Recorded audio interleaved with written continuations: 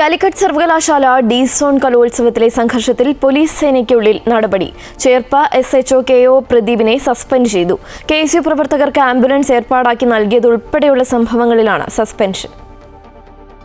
കലോത്സവത്തിനിടെയുണ്ടായ സംഘർഷം നിയന്ത്രിക്കുന്നതിലും തുടർ സംഘർഷങ്ങൾ ഒഴിവാക്കുന്നതിലും പോലീസിന് ഗുരുതര വീഴ്ചയുണ്ടായെന്ന ആരോപണം നിലനിൽക്കെയാണ് നടപടി.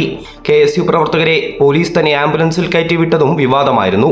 പരിക്കേറ്റ പ്രവർത്തകരെ ആശുപത്രിയിലേക്ക് മാറ്റാനാണ് ആംബുലൻസ് എത്തിച്ചതെന്ന് SHO വിശദീകരണം നൽകിയെങ്കിലും ആംബുലൻസിനുള്ളിൽ വെച്ച് KSU പ്രവർത്തകരെടുത്ത സെൽഫി വിനയായി. ഇതോടെയാണ് പ്രദീപിനെ സസ്പെൻഡ് ചെയ്ത് ഉത്തരവിറങ്ങിയത്.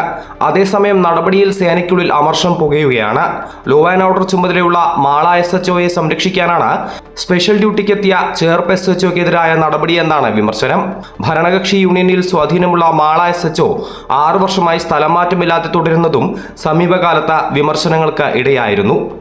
അമൃത ന്യൂസ്, തൃശൂർ.